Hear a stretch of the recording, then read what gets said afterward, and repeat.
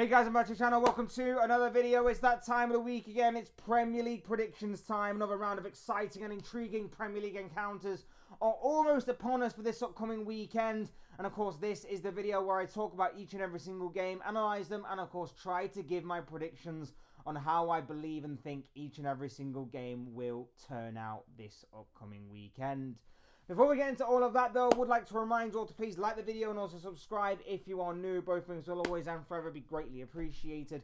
Get involved in the comment section as well. Let me know your thoughts, your comments, your opinions, your feelings. But most of all, of course, I want to know your predictions on how you think each and every single game will pan out this weekend.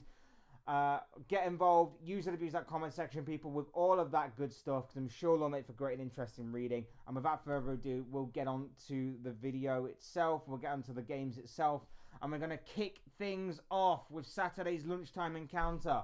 That will see Everton take on Arsenal with action from Goodison Park to open up this Premier League weekend. And as you can see, I've gone with a 2-1 victory in favour of the Gunners. Now, of course, the Gunners may also have one eye on a massive Champions League encounter with Real Madrid that is upcoming within the next few days. So it could be possible that if Arsenal take their eye off the ball in this one, Everton could take advantage of that. Of course, they suffered their first defeat under David Moyes since his return in the Merseyside derby on Wednesday night against Liverpool in a 1-0 defeat for the Toffees there. But Everton have proven to be a bit of a bogey side for Arsenal in recent times. They, of course, took points off of Arsenal earlier on in the campaign. They, of course, have the potential to do so here. Arsenal are going to be without Gabriel, which is going to be a massive miss to that back line. So Everton may fancy a chance of getting something from this game. It isn't out of the realms of possibility that they don't. However, with the return of Bukayo Saka hitting the ground running instantaneously since his return on Tuesday night from injury, with Arsenal being a danger from set pieces, and Everton are, to be fair, a danger from set pieces, but obviously we know that Arsenal are the set piece kings. We know that obviously they are hunting down Liverpool to try and put a little bit of pressure on them. However, futile it may seem, because it seems like a lot of people have already conceded that Liverpool have already won the title. Arsenal are still within a mathematical chance of catching them. They're obviously going to want to win. I think a lot of Everton fans will probably actually want to roll over and give Arsenal the win just to give them any sort of chance or hope of catching Liverpool if in all means necessary. But even so, I still think this might be a tough game for them. I'm going with Arsenal to win. I'm going 2-1 to the Gunners. I'm expecting them to pick up 3 points in this game. Next, moving on to Selhurst Park, where Crystal Palace will host Brighton. Massive game in prospect, this one. Brighton still chasing some form of European football this season. Crystal Palace have actually been going very, very well in recent games. They've actually been doing really, really well. They slipped up a little bit midweek with a 1-1 draw against Southampton, but they, in recent weeks, have been going very, very well. They're going strong. They're ending the season seemingly on a good note with Oliver Glasner. They're continuing their progression under him. They are very difficult to beat at times, and I would expect them to be difficult to beat here, which is why I have said that they will take a point off of the Seagulls. Now, the Seagulls were coming into this week in pretty good form since returning from the international break, but defeat midweek hasn't exactly been a great few days for the Seagulls. But in saying all of that, you know they're going to be still a strong contender. We know that they're still going to have a very good display nonetheless. And, you know, maybe they could consider themselves a little unfortunate not to have got something against Aston Villa, considering the nature of how they got a goal disallowed in that game that could have taken it to 1-1. They played a very good game on that one. So, yeah, this one could really end up any which way.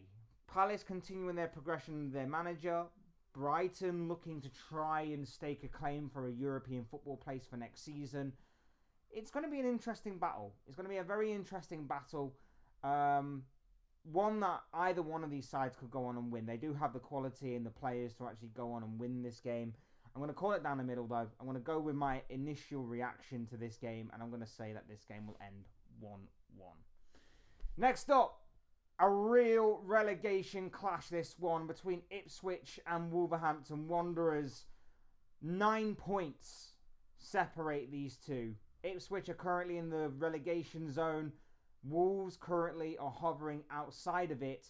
It's a massive relegation 6-pointer, this one. And let me just put it this way.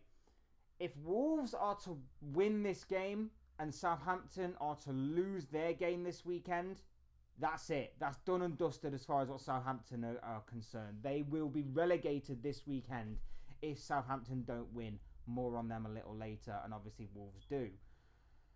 It's a good opportunity for Wolves, this. It's a good opportunity for Wolves to not only put more distance between themselves and the relegation zone, but to also hurt another relegation candidate.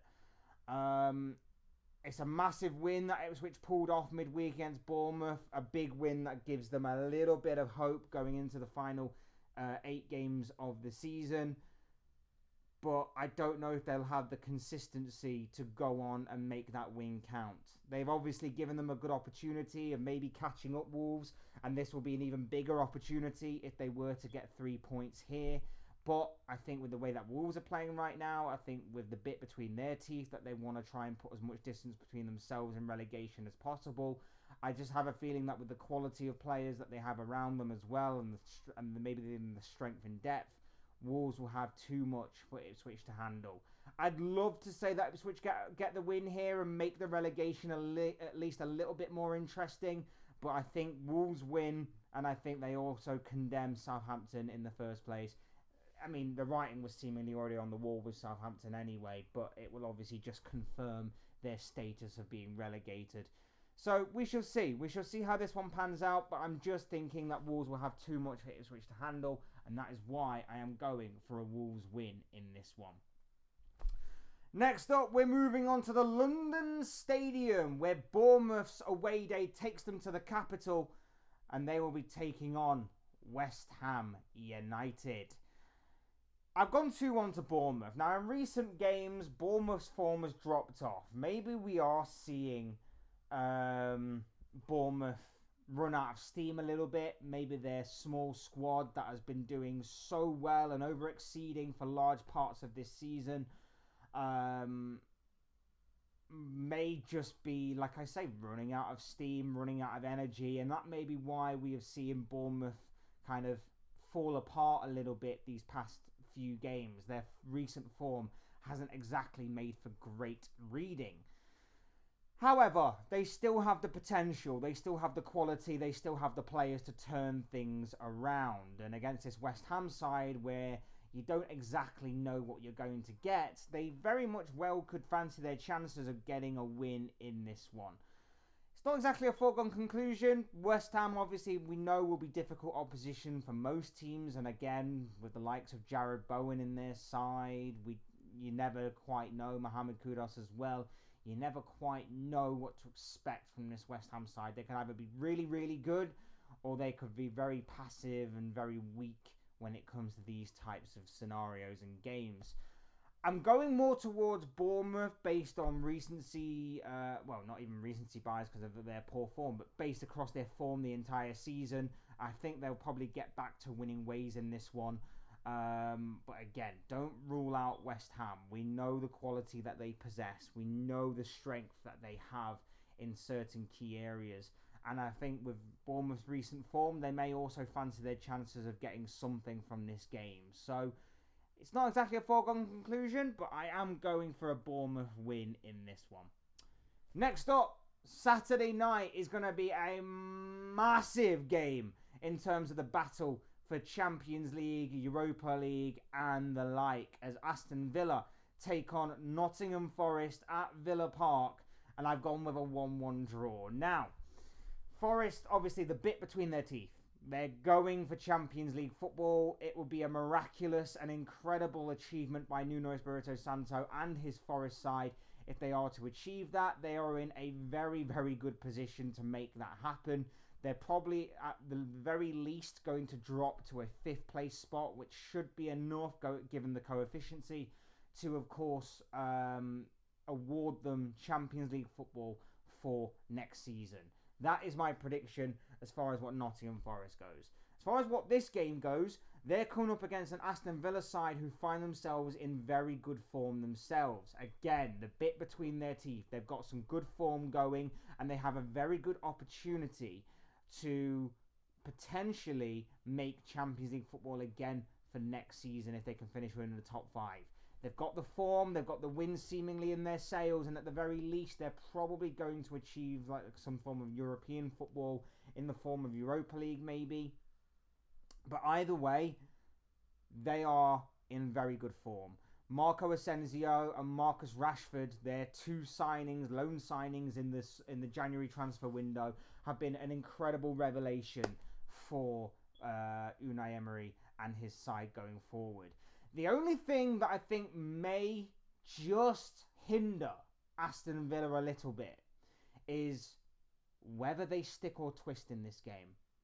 Does it get to about 60, 70 minutes?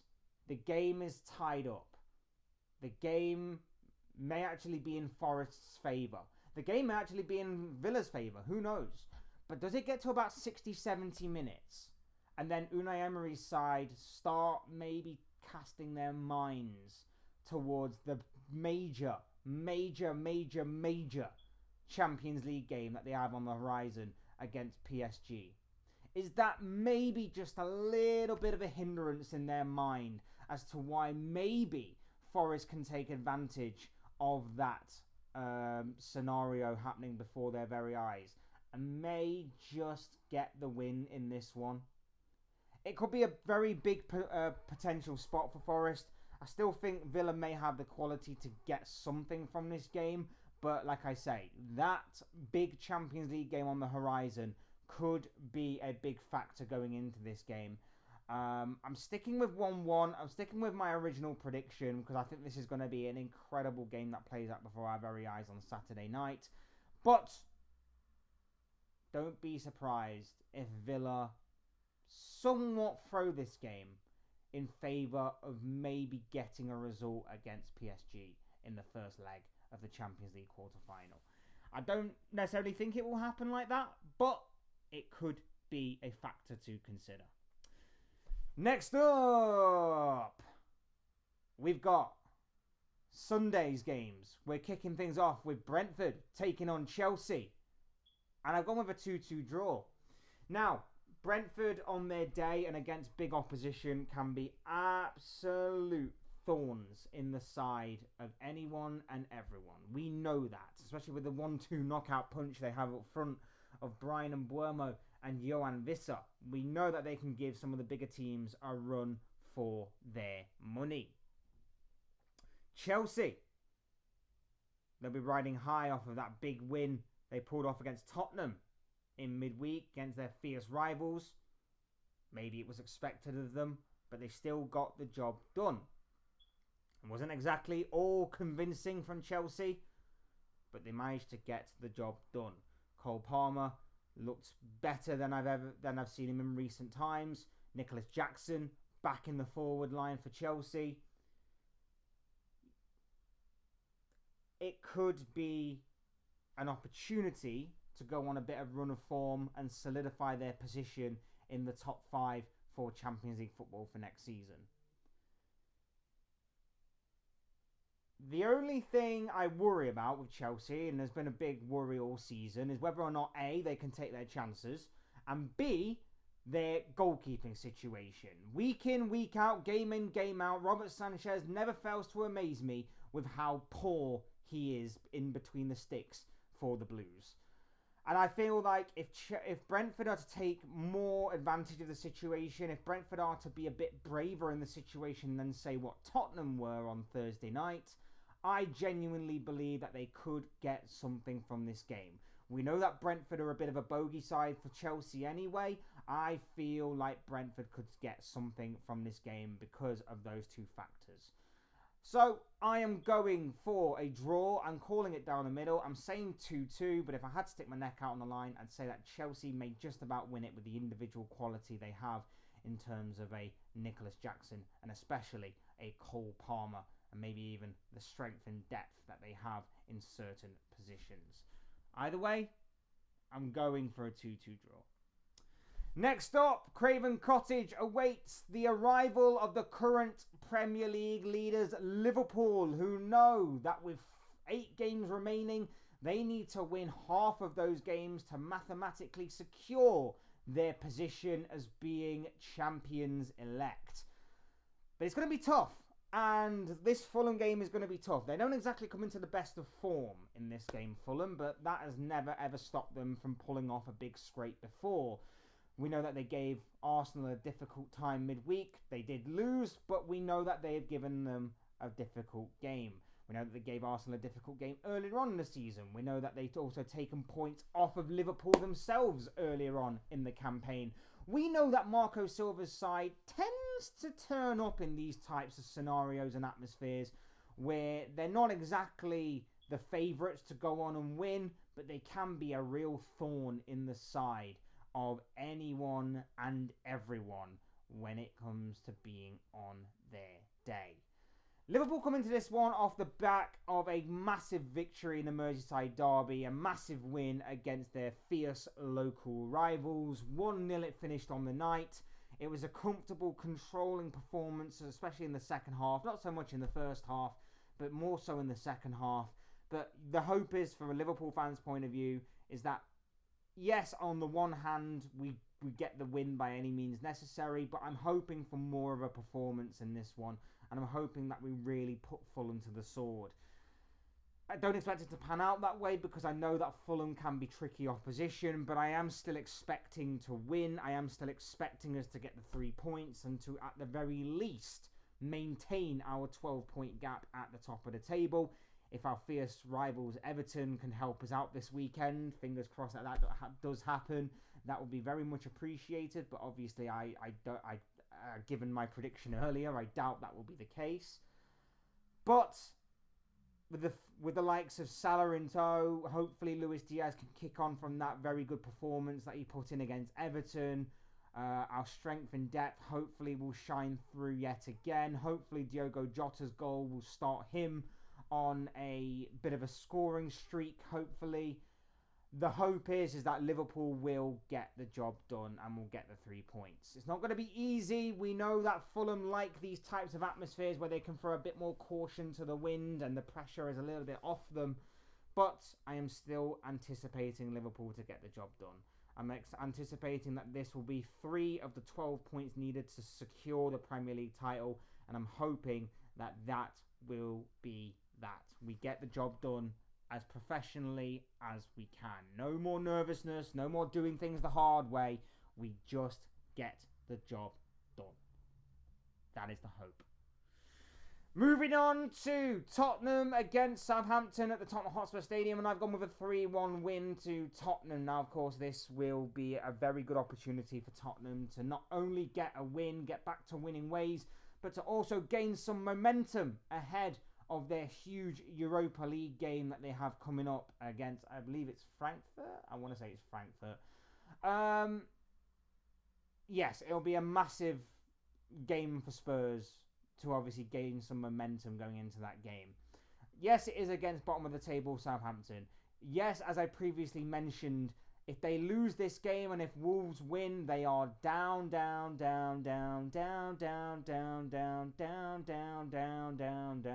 to the Championship. So if that's going to be the case, then I think a lot of us have already said that is going to be inevitable. I think a lot of us have already stated that Southampton is down. The writing's been on the wall for a while. It's just been about mathematically confirming it, and that could obviously happen this weekend.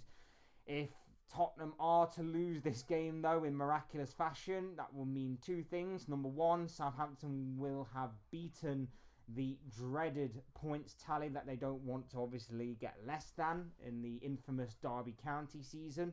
They will have smashed that record, so That would be good for Southampton, but it also will mean the Tottenham fan base are probably going to be in even more meltdown than what they currently are right now. Ange Postecoglou is not winning favour with anyone with his antics on the touchline and with some of the things that he's saying in certain press conferences and interviews. And if another bad result was to go their way, the Tottenham fan base, regardless of what happens in the Europa League, because the irony is, of course, this could still be Tottenham's most successful season if they were to go on and win the Europa League. Not that many people have or any real hope that they will, but just in case stranger things have happened, that they actually go on and do that, that could still be their most successful season, and Tottenham fans will still not be happy about the current situation in regards to how they are currently playing and their head coach situation. If they were to lose this game, the Tottenham fans will lose their heads even more so than what they already are doing.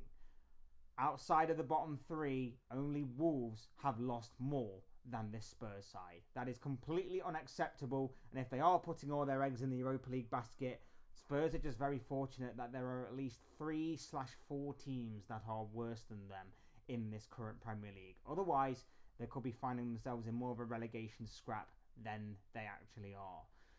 Regardless, I still would expect Spurs to win this game. I still think they have the quality overall to win this one. They did absolutely smash Southampton earlier on in the season, and we know that Southampton aren't exactly great defensively, which is an understatement, I know.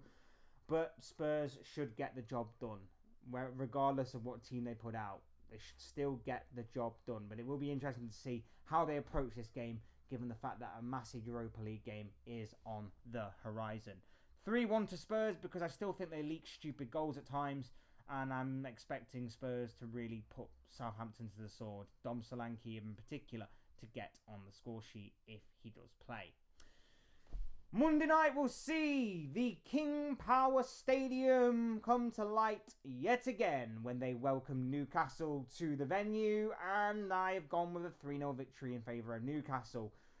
I don't have any hope for Leicester to perform any kind of great escape. I think they are also down with Southampton. The only difference is that obviously it may take a little longer for Leicester to confirm their status of going down rather than Southampton, which, like I mentioned before, could happen as early as this weekend. Newcastle are in very good form. Another team that is in the hunt for European football next season, in the hunt for Champions League, especially for next season, riding off the confidence of that huge Carabao Cup triumph still, and they come up against a favourable opposition in Leicester, who are down on their luck, down in terms of form, and with the way that they're currently playing, I'm fully anticipating and expecting Newcastle to wipe the floor with them. Alexander Isak in particular in red hot form. You don't really want a striker of that magnitude and with that amount of confidence, and obviously chasing the golden boot as well, coming up against you, and that's exactly what Leicester have. I'm going 3-0 to Newcastle, and I'm going to say that Isak gets 2 of the 3 goals.